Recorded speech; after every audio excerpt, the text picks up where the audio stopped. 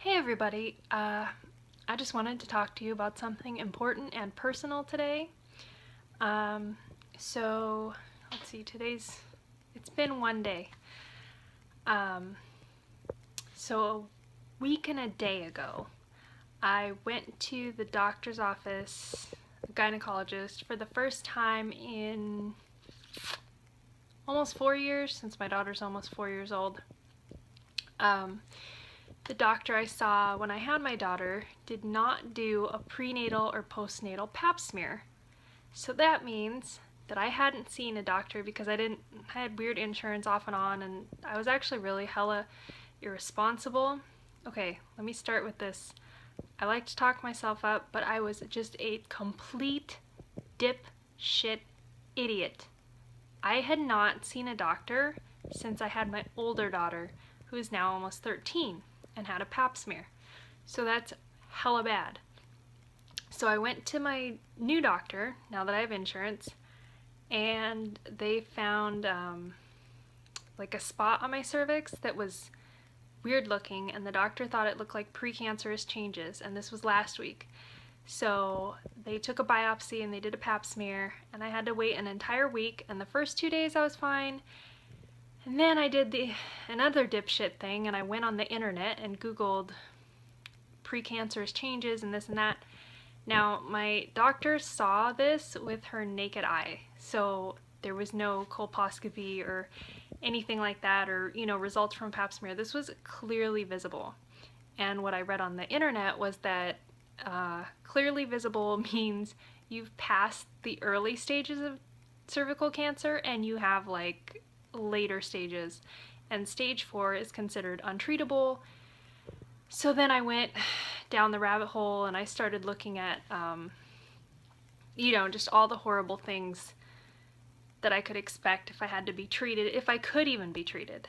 So I spent like 5 days looking at my kids and crying every other time I looked at them because I thought I was going to leave them and I thought I was going to die, and it was all my fault, and I was an idiot for not seeing a doctor for like 10 years and getting a pap smear. So my PSA basically is go get your pap smear. Like, I understand completely if you can't afford it and, there's no Planned Parenthood near you, something like that. Like, I implore you to try to find a way, but I understand that that's like a really privileged thing to say, and I'm not here to like crap on anybody for not having money. My personal thing, like, I was spending money on other things. I was like, oh, I need this coat, I need this purse, I need, to go out and do these paintings, whatever. I didn't do that one, by the way. I only did the one with the umbrella. But, point being, I could have made sacrifices elsewhere and taken care of my health a lot sooner. Yesterday, I finally got my biopsy and pap smear results back, and everything was normal. And I burst into tears like the ugly cry that you see people do when they win a pageant and they just like start shaking, and yeah, I was so relieved. And let me tell you, I will never go another year with skipping my checkups. I'm going to a dermatologist next. I'm going to a general practitioner after that. Sorry, I can't talk. But yeah, like, my PSA is to please women, go out and get checked, because, this could have been so much worse, and I don't want anybody to go through the anxiety that I went through waiting for the biopsy results, thinking they're gonna die, none of that. Nobody deserves that. But yeah, and any men, if you happen to be watching this for some reason, like, especially the conservatives, this is what Planned Parenthood is for. Like, there was a long period where I didn't have insurance, and Planned Parenthood would have helped me out, but I just was like blowing off my health. But there are women who care about it, and if you're shutting down Planned Parenthood, like, you are doing these women a huge disservice. And if you don't like sex, or you don't want women having sex, like, get a life, for real. Because they're gonna do it.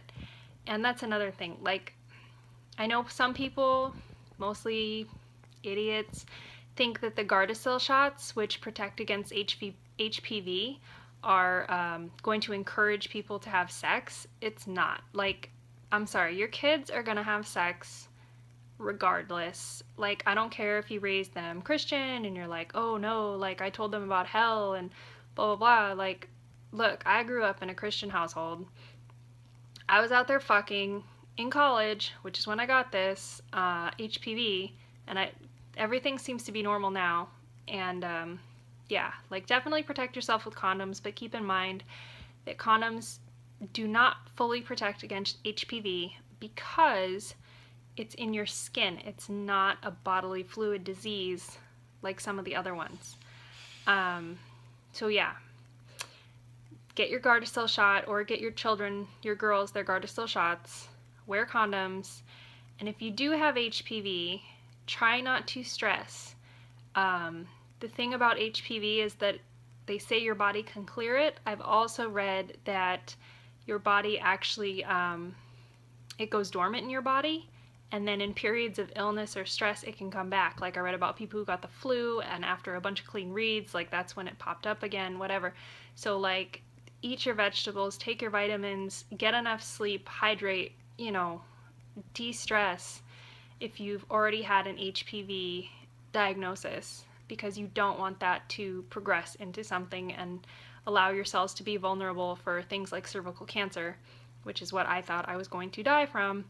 And I am beyond lucky that it was nothing.